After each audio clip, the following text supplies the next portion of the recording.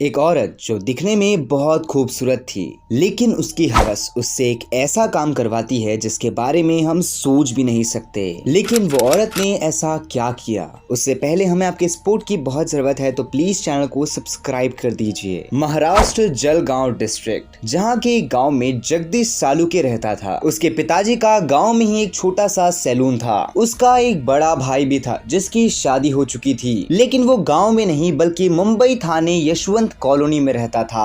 अब यहाँ पर जो जगदीश था उसकी भी पढ़ाई खत्म हो चुकी थी, तो वो भी अपने बड़े भाई के घर थाने यशवंत कॉलोनी में रहने लगता है। और वहाँ रहने के साथ साथ वो एक फार्मास्यूटिकल कंपनी में अच्छी सी जॉब भी करने लगता है। अब यहाँ पर जो जगदीश की फैमिली थी उससे ये लग रहा था कि जगदीश सेट हो चुका है, उसके पास रहने के लिए घर है और अच्छे से कमाने खाने के लिए एक नौकरी है। अब हालांकि उसकी शादी की उम्र भी हो चुकी थी, जिसकी वजह से उसका परिवार उसके लिए लड़की ढूंढना शुरू करता है। तभी कुछ टाइम के बाद उन्हें एक खूबसूरत लड़की पसंद आती है जिसका नाम था वृषाली ठाकरे। अब यहाँ पर जो जगदीश के माता पिता थे उन्हें तो वृषाली बहुत पसंद थी। वो वृषाली की फोटो अब जगदीश को दिखलाते हैं, तो जगदीश जैसे ही पहली बार वृषाली को देखता है वो भी उसे पसंद कर लेता है। अब ये सब चीज के 6 महीने बाद 29 दिसंबर 2018 ये दोनों की माता पिता इन दोनों की शादी करवा देते हैं। अब जो वृषाली रहती है वो भी जगदीश के साथ मुंबई के यशवंत कॉलोनी में ही रहने लगती है। शादी के 15-20 दिन बाद तो सब कुछ नॉर्मल चलता है, लेकिन फिर वृषाली अपना असली रंग दिखलाना शुरू करती है।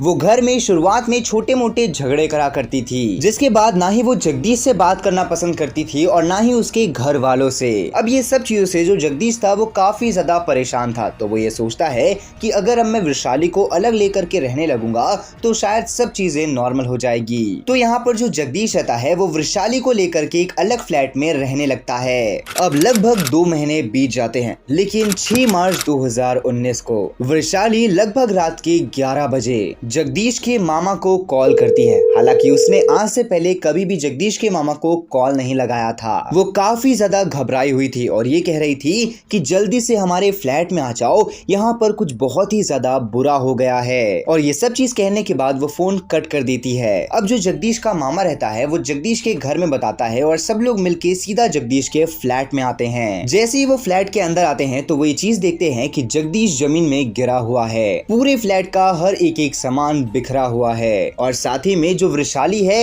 वो एक कोने में बैठ करके फूट फूट के रो रही है। वो लोग सबसे पहले जगदीश को उठा करके हॉस्पिटल लेके जाते हैं, लेकिन डॉक्टर्स ये बताते हैं कि जगदीश की डेथ हो चुकी है। तभी जो डॉक्टर्स रहते हैं वो पुलिस को भी इन्फॉर्म कर देते हैं। पुलिस सबसे पहले हॉस्पिटल आकर के जगदीश की बॉडी को पोस्टमार्टम यानी कि ऑटोप्सी के लिए भिजवा देती है, जिसके बाद वो जगदीश के फ्लैट में आती है और अपनी इन्वेस्टिगेशन करना शुरू करती है। स्टार्टिंग में तो उन्हें देख करके ऐसा लग रहा था कि जैसे कोई इंसान मानो इनके घर में चोरी के इरादे से घुसा है। और वो जैसे ही चोरी कर रहा था तभी अचानक से सामने जगदीश आ जाता है और वो जगदीश को मार देता है। वृषाली पुलिस को ये बताती है कि 6 मार्च 2019 लगभग शाम के 6 बजे वो मार्केट गई हुई थी सब्जी खरीदने के लिए, लेकिन जैसे ही वो मार्केट से वापस आती है तो वो ये देखती है कि घर का हर एक सामान फैला हुआ है और जो जगदीश है वो जमीन में गिरा पड़ा है। अब जो पुलिस रहती है उन्हें भी लगभग यही लग रहा था कि शायद कोई इंसान चोरी के मामले से इनके घर में घुसा है। तो पुलिस इसी चीज को प्रूव करने के लिए सबसे पहले सीसीटीवी की फुटेज चेक करती है, लेकिन पुलिस काफी ज्यादा शॉक हो जाती है जब वो सीसीटीवी की फुटेज देखती है। तो पूरे दिन भर की फुटेज में कोई भी एक ऐसा इंसान नहीं था जो जगदीश के फ्लैट में एंटर करा था।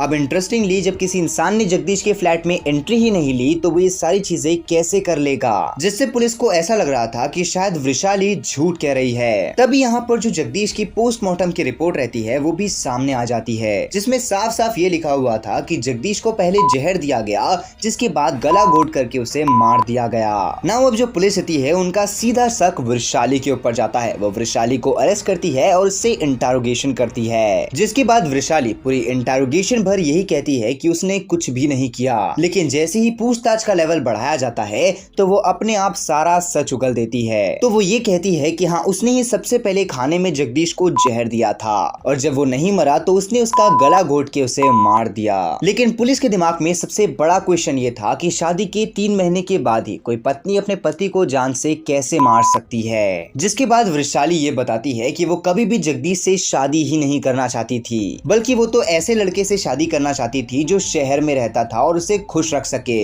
लेकिन यहाँ पर जो वृषाली के माता पिता थे उसने जबरदस्ती जगदीश से उसकी शादी करवा डाली और वो जगदीश को बिल्कुल बिल्कुल भी पसंद नहीं करती थी, क्योंकि जगदीश हालांकि शहर में तो रहता था लेकिन उसका पालन पोषण गांव में हुआ था, जिसकी वजह से उसका ड्रेसिंग सेंस, उसका बात करने का तरीका, हर एक चीज गांव वाली ही थी। और यहाँ पर वैशाली यही सारी चीजों से पीछा छुड़ाने के लिए जगदीश को जान से मार देती है। हालांकि अब जो वैशाली है वो तो सलाखों के अंदर है, लेकिन आपको क्या लगता है? आप अपनी ओपिनियन कमेंट बॉक्स में जरूर बताइएगा। बाकी अगर आप ऐसी ही क्राइम डॉक्यूमेंट्रीज देखना चाहते हैं तो हमारे चैनल को सब्सक्राइब करके बेल आइकन कॉल पे सेट करना मत भूलना। मैं मिलता हूँ आप लोगों से नेक्स्ट वीडियो में।